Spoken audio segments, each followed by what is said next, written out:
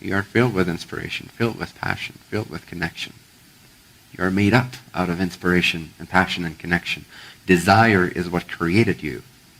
Every ounce of your being and character and body, every cell of your being is created out of thin air, out of desire. It's not true that the one infinite creator has no desires. It is the only one that ever has had a desire. It has had a desire for everythingness. And now you are exploring everythingness from infinite points of view. It has a desire for expressing and exploring its infinite nature from infinite points of view through infinite beings. If anything, that is your purpose, that is your journey, that is your honor, that is your duty, that is your task, that is your joy. It's to express infinity in a way that is uniquely inspired in you. So you see, inspiration is the one infinite creator communicating directly to you. That's why it's not healthy to give up desires. It's healthy to investigate why you think you need and want certain things to compensate for believing that they're lacking to begin with. But when you sort of get the hang of that exploration, you start to see through the major veils of lack. You no longer believe lack can exist. Now you're abundant. Now your energy is freed up. Now you have become a conscious, free, deliberate, inspired creator. You're no longer afraid of lack. And when you're no longer afraid of lack, every single desire you feel is a true one. It's a sincere inspiration, coming ultimately all the way from the Absolute itself. As indirect as that might feel or seem sometimes. It is filtered through other levels of consciousness before it arrives there. It is tailored, it is fine-tuned by higher levels of consciousness before it is given to you as an inspiration. Nevertheless, all that is retraceable to the one infinite beyond consciousness, beyond creation, the enabler of all that there is. The one infinite unity is what generated you. You are an extension, an immediate extension. You are the fingertip of the one infinite creator. You're executing its will already as we speak. Your true desire is its will. There is no difference. That's why selfishness and selflessness at some point become one and the same stream. Right now, for many of us, it might still be a little muddled by lack beliefs. We might have filtered our true inspirations by lack beliefs. And therefore, we might mess things up a little bit and not be as clear and transparent as we could be, but that's okay. Again, it's never too late. To clarify yourself, how do you do that? You follow your resonance. You listen to what feels good. When you get through this process, initially it feels like some churning, some investigation, but it becomes easier and more effortless and more Adam and Eve-like. Oh, it doesn't feel good. Okay, let's go over here. Oh, it feels good. And without any lingering confusion or layers on top of that, it will just be transparent.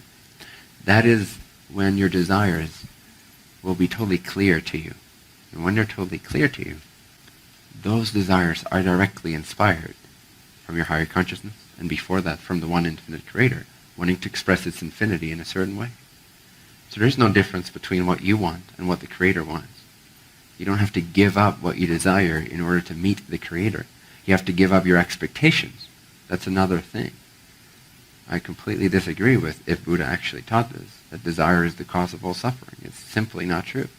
It is the cause of all reconnection. It is your only hope. Desire is your only hope to find reconnection. It is that gravitational pull from the one infinite creator to all of its portions to always stay connected. It's that spiritual gravity that we feel as desire, as inspiration, as passion, as connection. The cause of all suffering is the belief that lack can exist. You see, in all of creation, everything is possible except for one thing: lack. And our society, funnily enough, has picked that one thing that doesn't exist and created all of its systems around protecting ourselves from the inevitable occurrence of that which cannot exist. The only thing, we had to pick the only thing that the creator cannot create. We just had to. We couldn't not scratch that itch. We had to scratch it. There's one thing the creator can create. Okay. Health insurance, government, beliefs about good and right and wrong. Do this and we'll feel good. Do that and shit will hit the fan. So we have lack beliefs ingrained in our consciousness, trained into our consciousness.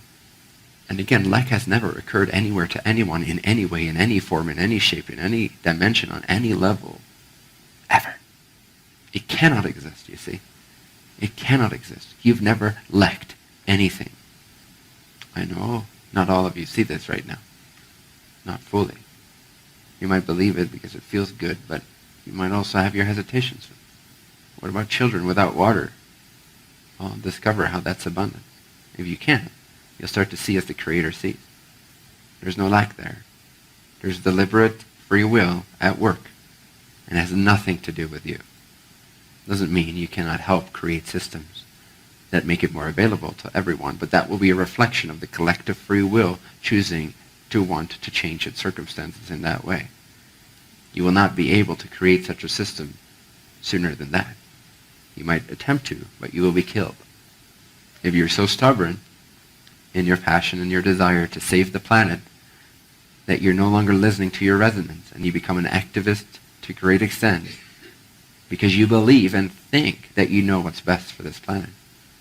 Now take it as far as you want to, but there is activists that no longer pay attention to their resonance, and they become as arrogant as anyone else that is selfishly living for themselves. And they might believe they're living for other beings and in service of love and a better planet. And that might be their original intention. But if they stopped paying attention, just as much as anyone selfishly oriented stops paying attention, to their resonance to an extreme degree, they will kill themselves, or governments will kill them for them. So you got to stay within that balance, because this collective has its own free will. And it will change, and it is changing rapidly, more rapidly than ever before.